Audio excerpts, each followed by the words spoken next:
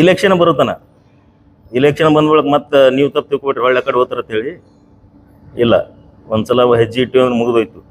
ನಮ್ಮ ಹೋದ್ಸಲ ಪತ್ರಿಕಾಗೋಷ್ಠಿಯಲ್ಲಿ ಹೇಳಿದ್ದೇನೆ, ನಮ್ಮ ಸ್ವಾಭಿಮಾನಕ್ಕೆ ಧಕ್ಕೆ ಎಲ್ಲಿ ಬರ್ತದ ಆ ಕಡೆ ಚಪ್ಪಲ್ ಸಹ ಮುಖ ಮಾಡಿ ಬಿಡ್ಬೇಡ್ರಿ ಅಂತ ಹೇಳ್ಯಾರ.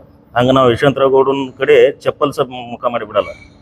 ಇದನ್ನು ಮಾಧ್ಯಮದವರು ನಮ್ಮ ಮೇಲೆ ವಿಶ್ವಾಸ ಇಡ್ರಿ ಅಂತೇಳಿ ಕೇಳ್ಕೊತೀವಿ. ಇಂದಿನ ಪತ್ರಿಕಾಗೋಷ್ಠಿಗೆ ಆಗಮಿಸಿರ್ತಕ್ಕಂಥ ಮಾಧ್ಯಮದ ಎಲ್ಲ ಬಂಧುಗಳಿಗೆ ರಿಪಬ್ಲಿಕನ್ ಪಾರ್ಟಿ ಆಫ್ ಇಂಡಿಯಾದ ವತಿಯಿಂದ ತಮ್ಮೆಲ್ಲರಿಗೂ ಹೃದಯಪೂರ್ವಕ ಸ್ವಾಗತವನ್ನು ಕೋರ್ತಾ ಇದ್ದೇನೆ. ಈ ಪತ್ರಿಕಾಗೋಷ್ಠಿಯಲ್ಲಿ ನಮ್ಮ ಸದಾಶಿವ ಸಿಂದ್ರಿ, ಶರಣಬಸು ಹರಿಜನ, ಸುಖದೇವ್ ಮೇಲಿನಕೇರಿ, ಪರಸು, ಸದು ಒಡೆಯರ್ ಮತ್ತು ಇನ್ನೂ ನಮ್ಮ ಸಂಘಟನೆಯ ನಮ್ಮ ಪಾರ್ಟಿಯ ಕಾರ್ಯಕರ್ತರು ಆಗಮಿಸಿದ್ದಾರೆ. ಅವ್ರ ಪರವಾಗಿಯೂ ತಮ್ಮಲ್ಲಿ ನಾನು ಇನ್ನೊಮ್ಮೆ ಸ್ವಾಗತವನ್ನು ಬಯಸ್ತಾ ಇದ್ದೇನೆ. ಇಂದಿನ ಪತ್ರಿಕಾಗೋಷ್ಠಿಯ ಉದ್ದೇಶ ಏನಪ್ಪ ಅಂತಂದ್ರೆ, ಮಾನ್ಯ ಇಂಡಿ ಮತಕ್ಷೇತ್ರದ ಶಾಸಕ ಯಶವಂತರಾಯ್ ಗೌಡ ಪಾಟೀಲ್ ಈತ ಏನು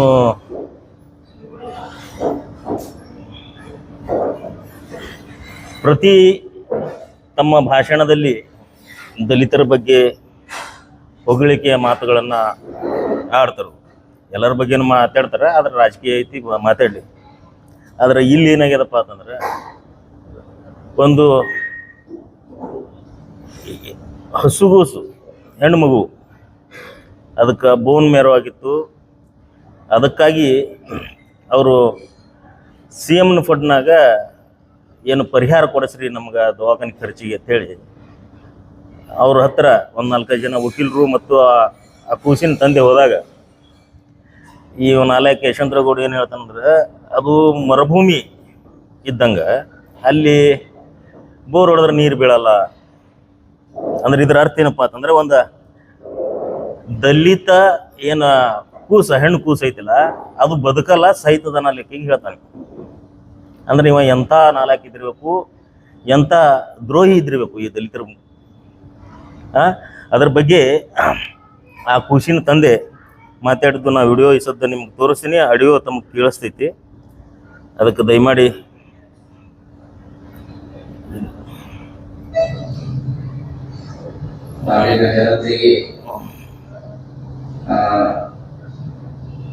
ಹೇಳಿ ಬಸ್. ನಾನು ಚಂದ ಗೌರವ ಅರ್ಜನ್ ಅಂತೇಳಿ ಇಂಡಿ ತಾಲೂಕಿನ ಬಿಜಾಪುರ ಜಿಲ್ಲೆ ಇಂಡಿ ತಾಲೂಕಿನ ಮಾಡಿದನು. ನಾನು ನಾರಾಯಣಾಸ್ಪುರದಲ್ಲಿ ಅಡ್ಮಿಟ್ ಆಗಿದ್ದೇನೆ. ಯಾಕೆಂದರೆ ಬೋನ್ ಮೇಲೆ ಆಪರೇಷನ್ ಆಗಿದೆ. 4ನೇ ಬೇಬಿ ತೆಗೆದು ಬೋನ್ ಮೇಲೆ ತೆಗೆದು ಈ ಬೇಬಿಗೆ ಬೋನ್ ಮೇಲೆ ಟ್ರಾನ್ಸ್ಫರ್ ಮಾಡಿದ್ದೇವೆ. ಅದು ಸುಮಾರು 40-45 ಲಕ್ಷ ರೂಪಾಯಿ ವೆಚ್ಚವಾಗಿದೆ. ಮುಂದೆ ಅದನ್ನು ಇನ್ಫೆಕ್ಷನ್ ಆಗಿ ಉಸಿರಾಟ ತೊಂದರೆಗೆ ಅದರ ಬಿಲ್ ಜಾಸ್ತಿ ಆಗಿದೆ. ಹಾಗಾಗಿ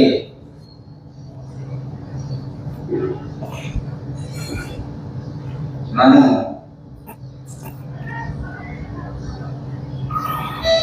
ಇಂಡಿ ವಿಧಾನಸಭಾ ಕ್ಷೇತ್ರದ ವ್ಯಾಪ್ತಿಯಲ್ಲಿ ಬರುವಂತಹ ಬೆಳವಣಿಗೆ ಗ್ರಾಮದವನು.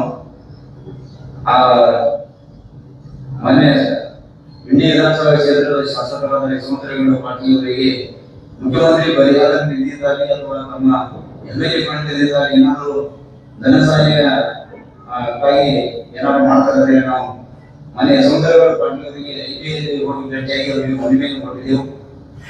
ಮನವಿಯನ್ನು ಕೊಟ್ಟು ನಮ್ಮ ಜೊತೆ ವಕೀಲರು ಬಂದಿದ್ರು. ಆ ವಕೀಲರು ಮುಂದೆ ತಲೆಸೀಮೆ ಮೀದ ಅವರು ಮನವಿ ಮಾಡ್ಕೊಂಡ್ರು, ಈ ರೀತಿ ಇದೆ ಏನಾದ್ರು ಹೆಲ್ಪ್ ಮಾಡಿ ಅಂತಾಗ ಅವರೊಂದು ಈ ಕಾಯಿಲೆ ಅದೇನು ಮರುಭೂಮಿ ಇದ್ದಾಗ ಮರುಭೂಮಿಯಲ್ಲಿ ನೀರು ಮುಟ್ಟಲ್ಲ, ರಕ್ತ ಮುಟ್ಟಲ್ಲ, ಅದೇ ನಮ್ಮ ಇದು ಇಲ್ಲ ಆಗೋದಿಲ್ಲ ಅನ್ನುವಂಥ ಮಾತನ್ನ ಮಾತನಾಡಿ ನಮಗೆ ನಾಮಕಾವಸ್ಥೆಯನ್ನು ಮನವಿಯನ್ನು ತಗೊಂಡು ಇಲ್ಲಿವರೆಗೆ ಯಾವುದೇ ಧನ ಸಹಾಯವನ್ನ ಮಾಡಲಾರ್ದೆ ಯಾವುದೇ ಕ್ರಮವನ್ನು ಕೈಗೊಂಡಿಲ್ಲ.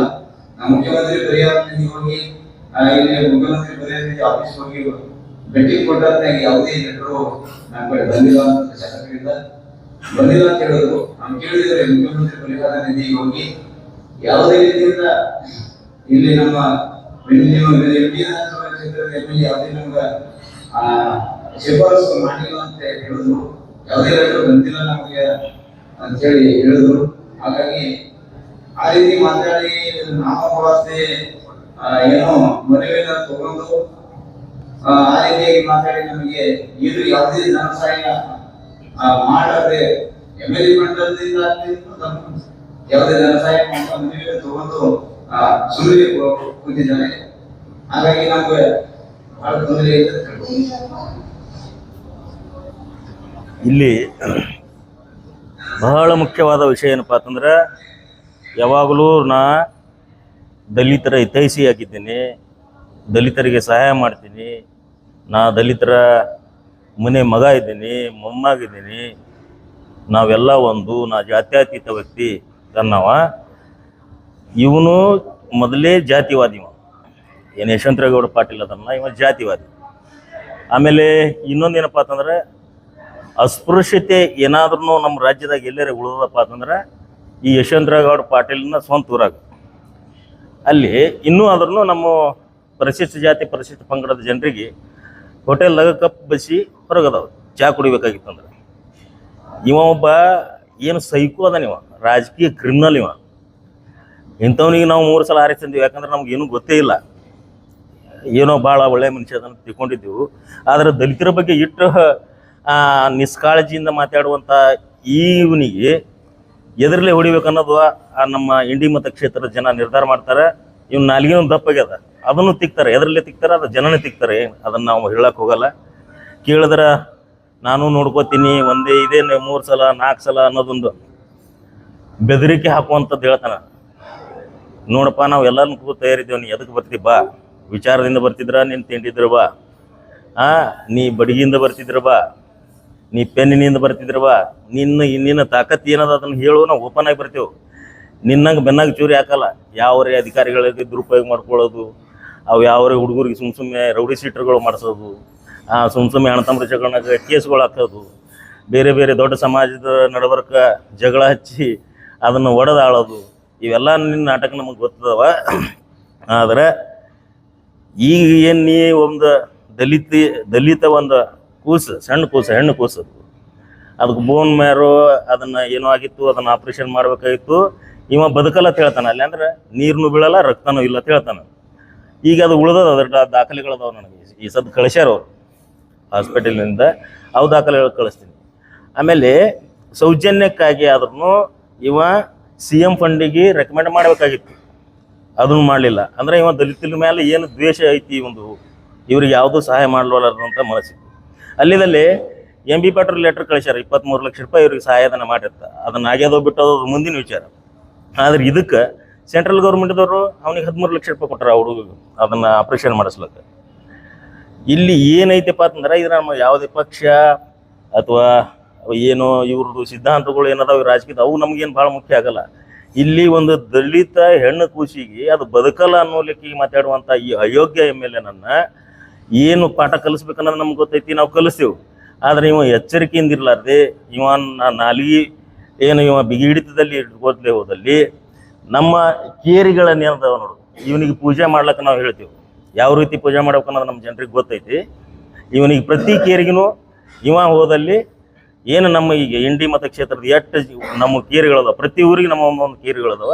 ಅಲ್ಲಿ ಹೋದಲ್ಲಿ ಇವನಿಗೆ ಪೂಜೆ ಮಾಡ್ಲಿಕ್ಕೆ ನನ್ನ ಜನರಿಗೆ ನಾನು ರಿಕ್ವೆಸ್ಟ್ ಮಾಡ್ಕೋತೀನಿ ಈ ಮಾಧ್ಯಮದವ್ರ ಮುಖಾಂತರ. ಮುಖ್ಯವಾಗಿ ಈ ಜಾತಿವಾದಿ MLA ಏನದಲ್ಲ, ಮತ್ತು ಇವನಿಗೆ ಏನಾಗ್ಬಿಟ್ಟದ, ಸೊಕ್ಕ ಬಂದದ. 3 ಸಲ ಆರಿಸಿ ತೊಗೊಂಬಂದಿವು. ಈ ಒಂದು ಹಿನ್ನೆಲೆ ಹೇಳಿದ್ರೆ ಅದು ವೈಯಕ್ತಿಕ ಆಗ್ತದೆ, ಅದ್ರ ಬಗ್ಗೆ ನಾ ಏನು ಮಾತಾಡೋಕೆ ಹೋಗಲ್ಲ. ಇಂಥ MLAಗಳಿಗೆ ಭಾಳ ನೋಡೀವಿ ನಾವು. ಈಗ ಅಲ್ಲಿ ಬಾಬಾ ಸಾಹೇಬ್ರದ್ದು ಮೂರ್ತಿಗೆ ಮುಸುಕಾಗಿ ನಿಂದಿರ್ಸ್ಯಾರ. ಅದೇ ಮುಸುಕಾಕಿ ಬಾಬಾ ಸಾಹೇಬ್ರ ಮೂರ್ತಿಗೆ ಏನು ಮೇಲೆ ಅರ್ಬಿ ಹಾಕಿ ನಿಂದಿರ್ಸಿದ್ರು ನೋಡ್ರು, ಅದರ ಸಂದೆ ರವಿ ಪಟ್ಲಿ ಕಡಿವಾರ ಅಲ್ಲಿ ಜನ. ಅದ್ರಾಗ ನನ್ನ ನಾಯಕತ್ವ ಇತ್ತು, ನಾನು ಹೋರಾಟ ಮಾಡಿದ್ದೀನಿ. ಅದು ಒಂದೇ ವಿಷಯಕ್ಕಾಗಿ. ಮತ್ತು ಅವ ಅಂತರೂ ಎಂದೂ ರವಿ ಪಾಟೀಲ ಜಾತೀಯತೆ ಮಾಡಲಿಲ್ಲ. ಅವ ಏನು ಗುಂಡ ಇದ್ದು ಅದು ಇದ್ದು ಗೊತ್ತಿಲ್ಲ. ಆದ್ರೆ ನಮ್ಮ ಮತಕ್ಷೇತ್ರದ ಜನರಿಗೆ ಅವ ರವಿ ಪಾಟೀಲ್ ಮಾಡಿದಂಥದ್ದು ಸಹಾಯ ವೈಯಕ್ತಿಕ, ಸರ್ಕಾರ ಮಾಡ್ಲಾರಂಥ ಕೆಲಸ ವೈಯಕ್ತಿಕ ಮಾಡಿದ್ದ. ಆದ್ರೂ ಅಂಥವನಿಗೆ ಸಣ್ಣ ತಪ್ಪು ಮಾಡಿದ್ರು ದೊಡ್ಡ ತಪ್ಪು ಮಾಡಿದ್ರು ತಪ್ಪು ಐತೆ ಅವನಿಗೆ ಕೆಡವಿವು. ಈಗ ಆ ಜನರಿಗೆ ಅರ್ಥ ಅಲ್ಲತ್ತಿದೆ. ಈಗ ಯಾರು ಮತ್ತೊಬ್ಬರು ಈಗ ಯಾರು ಆರಿಸಿ ಬರ್ತಾರೋ ಬಿಡ್ತಾರೋ ಅದು ಪ್ರಶ್ನೆ ಇಲ್ಲ. ಒಳ್ಳೆ ಮೇಲೆ ಇವನೇ ಆಗಿದ್ರು ನಮಗೇನು ಸಂಬಂಧ ಇಲ್ಲ. ಆದರೆ ಇಂಥವನಿಗೆ ನಾವು ಇನ್ನು ಮುಂದೆ ಸಹಿಸಿಕೊಳ್ಳಲ್ಲ ಅನ್ನೋದು ಈ ಮಾಧ್ಯಮದ ಮುಖಾಂತರ ಈ ಯಶವಂತರೇಗೌಡಗೆ ನಾವು ತಿಳಿಸ್ಲಿಕ್ಕೆ ಇಷ್ಟಪಡ್ತಾ ಇದ್ದೀವಿ.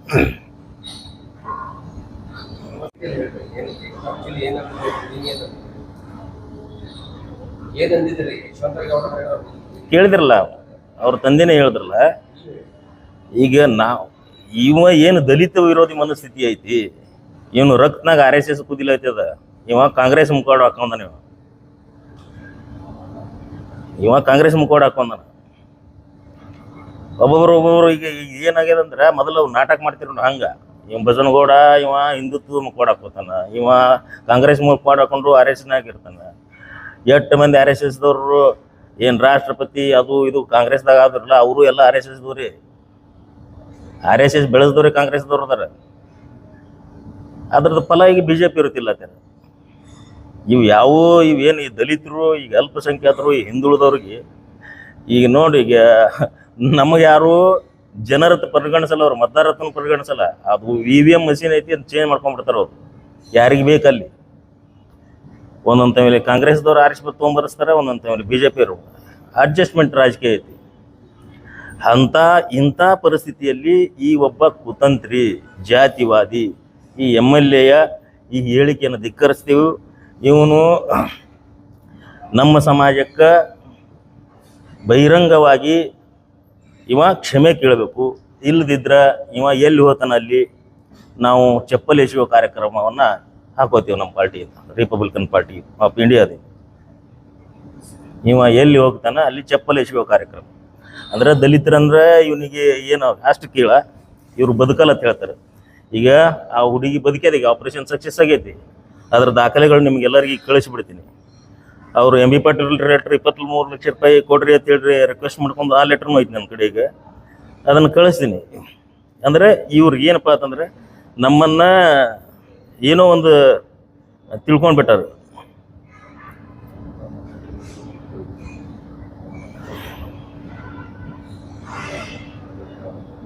ಅಲ್ಲ, ಈಗ ಯಶವಂತರೇಗೌಡಗಂತೂ ನಾವು ಈಗ ಇಷ್ಟಕ್ಕೆ ಸೀಮಿತ ಮಾಡೋದಿಲ್ಲ. ಇಲೆಕ್ಷನ್ ಬರುತ್ತಾನ, ಇಲೆಕ್ಷನ್ ಬಂದ್ಬಳಕ್ಕೆ ಮತ್ತೆ ನೀವು ತಪ್ಪು ತಿಳ್ಕೊಬಿಟ್ರೆ ಒಳ್ಳೆ ಕಡೆ ಹೋಗ್ತಾರ ಅಂತೇಳಿ ಇಲ್ಲ. ಒಂದ್ಸಲ ಹೆಜ್ಜೆ ಇಟ್ಟು ಅಂದ್ರೆ ಮುಗಿದೋಯ್ತು. ನಮ್ಮ ಹೋದ್ಸಲ ಪತ್ರಿಕಾಗೋಷ್ಠಿಯಲ್ಲಿ ಹೇಳಿದ್ದೇನೆ, ನಮ್ಮ ಸ್ವಾಭಿಮಾನಕ್ಕೆ ಧಕ್ಕೆ ಎಲ್ಲಿ ಬರ್ತದ ಆ ಕಡೆ ಚಪ್ಪಲ್ಸ ಮುಖ ಮಾಡಿ ಬಿಡ್ಬೇಡ್ರಿ ಅಂತ ಹೇಳ್ಯಾರ. ಹಂಗೆ ನಾವು ಯಶವಂತರೇಗೌಡನ ಕಡೆ ಚಪ್ಪಲ್ಸ ಮುಖ ಮಾಡಿ ಬಿಡಲ್ಲ. ಇದನ್ನು ಮಾಧ್ಯಮದವರು ನಮ್ಮ ಮೇಲೆ ವಿಶ್ವಾಸ ಇಟ್ರಿ ಅಂತೇಳಿ ಕೇಳ್ಕೊತೀವಿ.